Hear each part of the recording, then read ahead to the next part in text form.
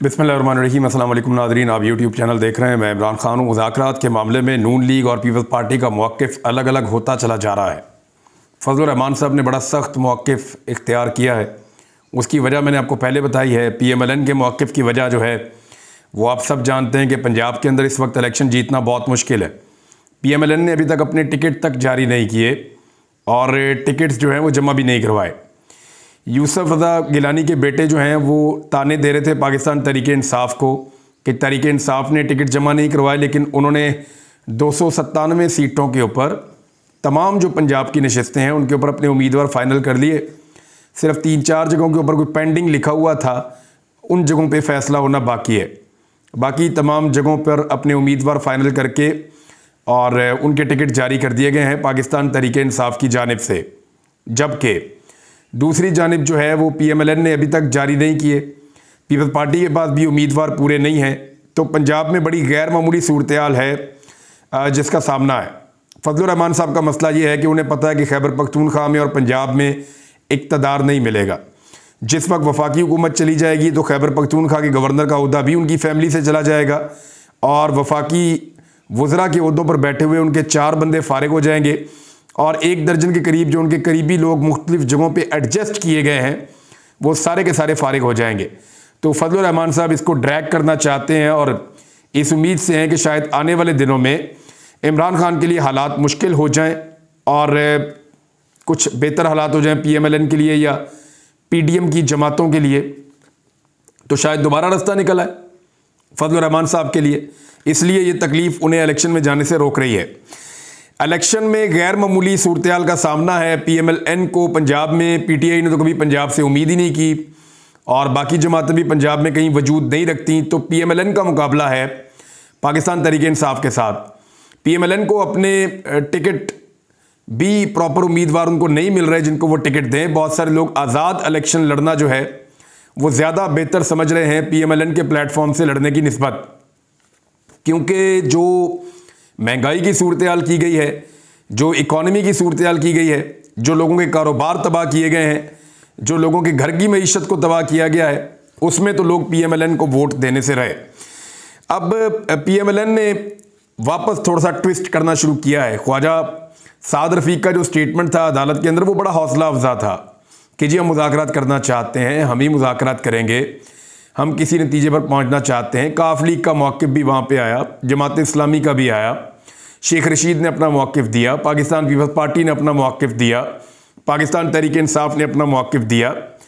लेकिन अब ख्वाजा आसिफ साहब ने फरमाया कि मुज़ाकरात 2018 से हम शुरू करेंगे। कि 2018 में जब इमरान खान की हुकूमत बनी फिर क्या हुआ, फिर एक एक दिन करके पहुँचेंगे। तो ये एक्चुअली चीज़ों को ड्रैग करना चाह रहे हैं, लंबा करना चाह रहे हैं। हालांकि जो मुज़ाकरात हैं वो सिर्फ इस बात पर होने हैं कि इलेक्शन की तारीख क्या होगी, यानी इलेक्शन एक साथ होंगे या इलेक्शन अलग अलग होंगे। ख्वाजा आसिफ ने क्लेम किया कि आईने पाकिस्तान कहता है कि एक साथ इलेक्शन करवाए जाएंगे। हमने आईने पाकिस्तान को छान मारा, हर जगह पे देखा, कहीं पे ये चीज़ नज़र नहीं आई, बल्कि आईने पाकिस्तान में ये लिखा हुआ देखा कि अगर कोई असम्बली अपनी मुद्दत पूरी कर ले तो 2 महीने के बाद इलेक्शन हो जाएगा और अगर कोई असम्बली अपनी मुद्दत पूरी ना कर सके तो 90 दिन के अंदर इलेक्शन हो जाएगा। अब ये अलग अलग असम्बलियाँ हैं, अगर अलग अलग तहलील होंगी तो अलग अलग इलेक्शन होंगे। कहीं पे आईने पाकिस्तान में ये शिक दर्ज नहीं है कि आपको हर हाल में इलेक्शन एक साथ करवाने हैं।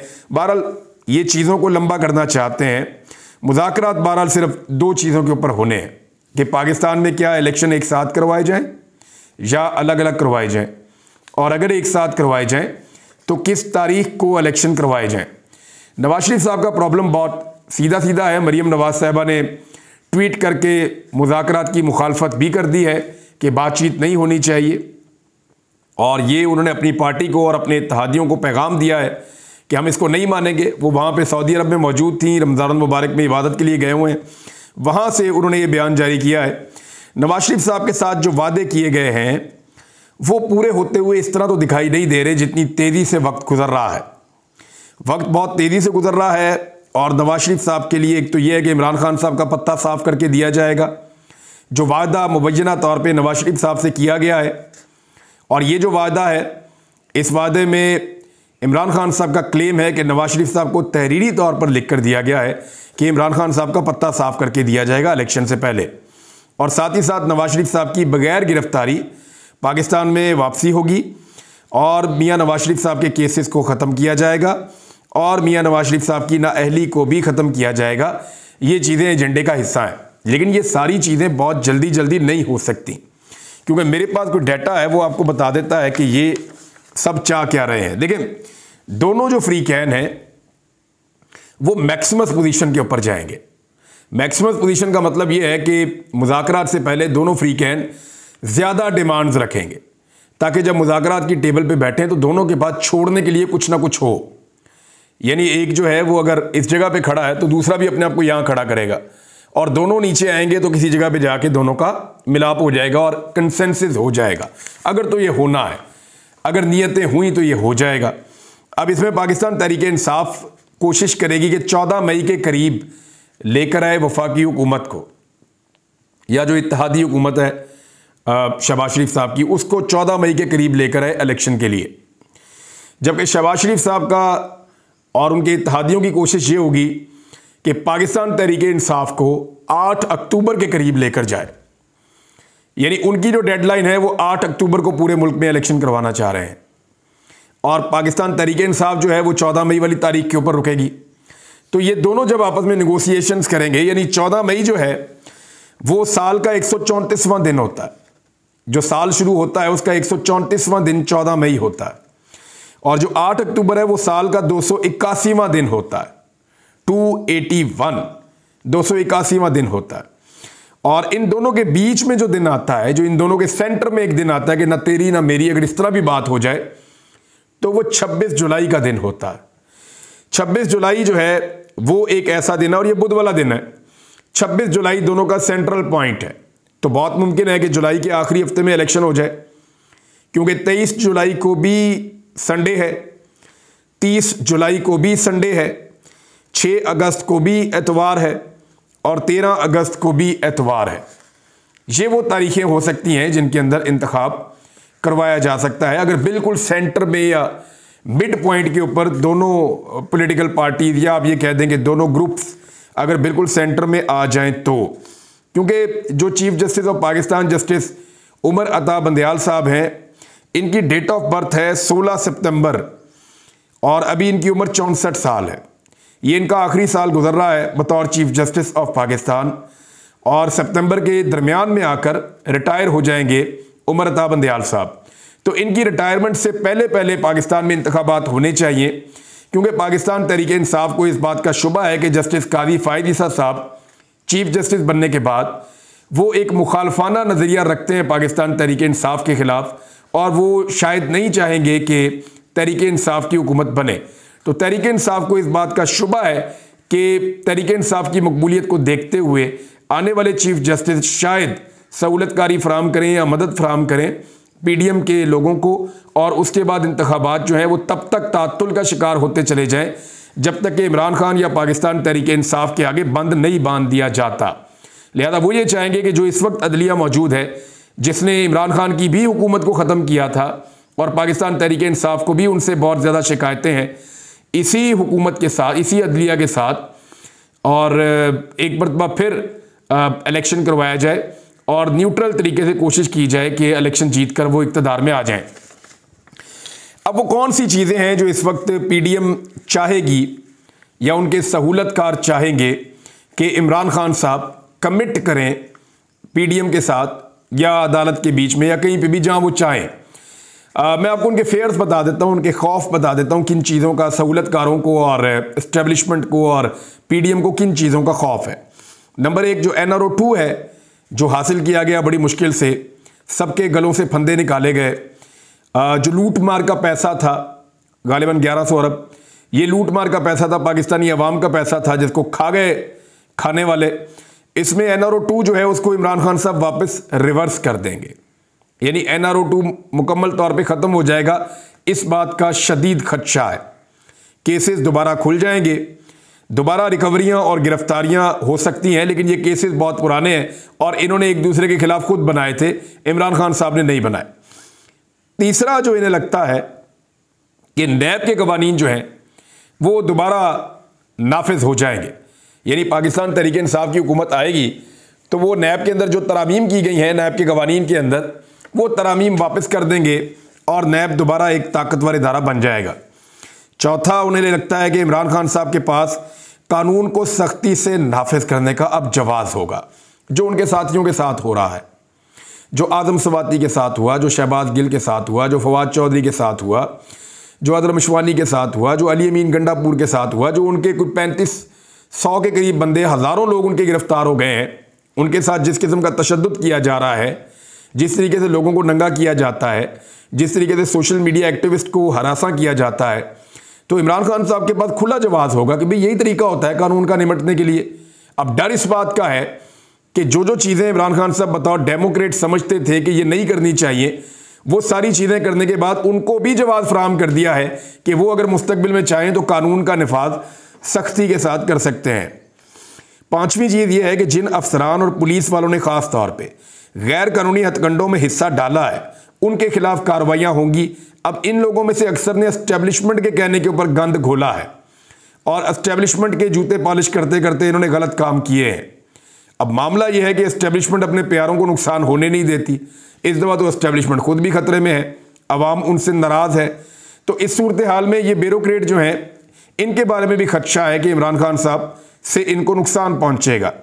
छठा, एस्टेब्लिशमेंट का वो हिस्सा या वो ताकतवर लोग जो एस्टेब्लिशमेंट का हिस्सा हैं, उनके लिए भी मसाइल बन सकते हैं जिन्होंने रजीम चेंज ऑपरेशन में अपना हिस्सा डाला।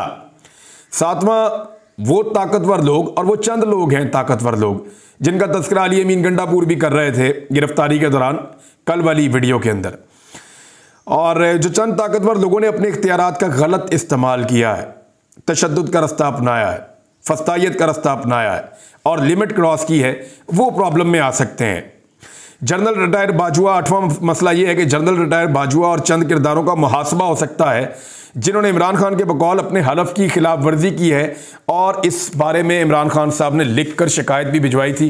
गालिबन सदर पाकिस्तान को भी लिखा था इमरान खान साहब ने लेटर, और शायद अदालत को भी लिखा था कि chief of the army staff जो साबिक हैं उन्होंने अपने हलफ से गद्दारी की है या अपने हलफ की खिलाफ वर्जी की है। नौवां नुकता यह है कि इमरान खान का रास्ता रोकते रोकते कुछ ऐसे हकायक सामने आ गए हैं जो आइंदा मुसीबत बनेंगे पीडीएम के लोगों के लिए। मिसाल के तौर पे जो तोशाखाना का मामला है, उसमें जरदारी और नवाज शरीफ, मरियम नवाज मुबैना तौर पे उनके ऐसे ऐसे मामला निकल आए हैं कि अब उनको जवाब देने पड़ेंगे। इमरान खान तो निकल जाएंगे अपने केस में से, उन्होंने तो अपनी रसीदें तक दे दी हैं, उनकी चीज़ें क्लियर हो रही हैं, लेकिन जरदारी और नवाज शरीफ बहुत बुरी तरह फंस गए हैं गाड़ियाँ लेकर, और वो रिकॉर्ड सामने आ गया है, अब वो इसमें नहीं बचते। फिर जो एक और चीज़ है वो ये है कि ममनुआ फंडिंग केस, पाकिस्तान तहरीक इंसाफ को आप देख रहे हैं कि अभी ममनुआ फंडिंग केस का उस तरह सामना नहीं करना पड़ रहा क्योंकि उन्होंने बहुत ज़्यादा रिकॉर्ड जमा करवा दिया है, लेकिन पीएमएलएन और पीपल्स पार्टी ने एक भी रिकॉर्ड अभी तक जमा नहीं करवाया, बल्कि वो भाग रहे हैं। तो ये जो केस जिसको इमरान खान के खिलाफ खोला गया था, इसको खोलते वक्त बिल्कुल किसी को एहसास नहीं था कि पीएमएलएन और पीपल्स पार्टी इतनी बुरी तरह फंस जाएंगे। तो ये हकायक अब जो सामने आए हैं वो उनमें बुरी तरह इन्वॉल्व हो गए हैं, और उससे कैसे बचेंगे। फिर एक जो आखिरी चीज़, और बहुत सारी भी चीज़ें होंगी लेकिन जो मैंने पॉइंट आउट की हैं चीज़ें, उनमें आखिरी चीज़ ये है कि जो एंटी एस्टेब्लिशमेंट लोगों के जज्बात भड़के हुए हैं, अगर इमरान खान साहब की हुकूमत बन गई तो लोगों को मज़ीद तक़वियत मिलेगी और लोगों को मज़ीद हौसला मिलेगा कि एस्टेब्लिशमेंट को पाकिस्तान में हराया जा सकता है और आवाम की ताकत से आप तब्दीली ला सकते हैं। ये वो चीज़ें हैं, वो खौफ हैं जो इमरान खान से आ रहे हैं उनके मुखालिफिन को। लेकिन क्या ये सारी चीज़ें इमरान खान से मांगी जा सकती हैं? बड़ा सवाल ये है। अगर ये चीज़ें इमरान खान साहब से मांगी जाएंगी तो इसका मतलब है कि पीडीएम की जमातें और उनके सहूलतकार ये तस्लीम कर रहे हैं कि इमरान खान इलेक्शन जीत रहे हैं और इमरान खान की हुकूमत आ रही है। तो इस तरह तो ये पहले से सरेंडर कर गए हैं। दूसरा, ये इनमें ज़्यादातर चीज़ें रूल ऑफ लॉ के साथ जुड़ी हुई हैं। रूल ऑफ लॉ को आप किसी जगह पे भी नज़रअंदाज नहीं कर सकते। कानून की हुक्मरानी को आप अदालत में भी ऐसी कोई चीज़ नहीं दे सकते जहां पे आप कानून की हुक्मरानी को चैलेंज कर दें या आइन और कानून के खिलाफ बात कर दें। इमरान खान साहब सिर्फ इतना कहेंगे कि मैं किसी से कोई बदला नहीं लूँगा, लेकिन पाकिस्तान में कानून की हुक्मरानी होगी तो उसी में ही सारी चीज़ें जो हैं वो आ जाती हैं और सारे लोग जो हैं वो फंस जाते हैं। बिलावल जरदारी साहब मई में जाएंगे जी, एक बड़ी खबर है, ये मैं आपको बता देता हूँ, और बहुत सारी खबरें हैं लेकिन वो बाद में आपके साथ शेयर करेंगे। लेकिन बड़ी खबर ये है कि बिलावल जरदारी साहब जाएंगे भारत, और भारत में जाकर वो जो शंघाई ताउन तंजीम है उसके इजलास के अंदर शिरकत करेंगे। पाकिस्तान ने एक पॉलिसी बनाई थी इमरान खान साहब के दौरे हुकूमत में, जिस वक्त भारत ने आर्टिकल 370 को ख़त्म किया था और जो एक जुदागाना हैसियत है मकबूजा कश्मीर की उसको ख़त्म किया था, तो पाकिस्तान की स्टेट ने, रियासत ने इमरान खान साहब की सरबराही में ये पॉलिसी बनाई थी कि हम भारत के साथ किसी किस्म के ताल्लुकात तब तक नहीं रखेंगे जब तक कि कश्मीरियों को उनका खसूसी स्टेटस वापस नहीं मिल जाता। और बहुत ज़्यादा नारे लगाए बिलावल ने, उनकी पार्टी ने, PMLN ने, उनकी पार्टी ने। वो ये कहते रहे कि इमरान खान ने कश्मीर का सौदा कर दिया, कश्मीर को बेच दिया। लेकिन इमरान खान ने उसके बाद से लेकर अब तक जनरल बाजवा की मुखालफत मोल लेने के बावजूद भारत के साथ बातचीत नहीं की और वो डटे रहे इस बात के ऊपर कि हम ताल्लुकात नॉर्मलाइज तभी करेंगे जब कश्मीरियों को उनका हक मिलेगा। लेकिन अब बिलावल साहब की पॉलिसी ये है कि वो जा रहे हैं मई के आगाज़ में, पहले हफ्ते में भारत, और भारत का दौरा करने लगे हैं। और क्या ये कश्मीरियों के कॉज के लिए फ़ायदेमंद होगा? क्या ये पाकिस्तान और भारत दोनों के लिए फ़ायदेमंद होगा? ये पॉलिसी है इस हुकूमत की। लेकिन माजी में जब वो इमरान खान साहब के ऊपर कीचड़ उछालते थे, इल्ज़ामात लगाते थे, जब बिलावल नवाज शरीफ को कहते थे मोदी का जो यार है गद्दार है, तो मोदी के यार को एक धक्का और दो, तो उस वक्त उनको इस बात का एहसास होना चाहिए था कि कल को उनके गले भी कोई जिम्मेदारी पड़ सकती है। बहरहाल ये एस्टेब्लिशमेंट की तब्दील होती हुई पॉलिसी है भारत के बारे में, और वो भारत के बारे में मुख्तलिफ तरीके से सोचते हैं। ये जनरल बाजवा भी ऐसे ही सोचते थे कि भारत के साथ सुलह की जाए और कश्मीर को साइड पे रख लें। देखते हैं अभी क्या होता है। अब तक के लिए इतने, अपना ख्याल रखिएगा, अपने इस चैनल का भी। अल्लाह हाफ़िज़।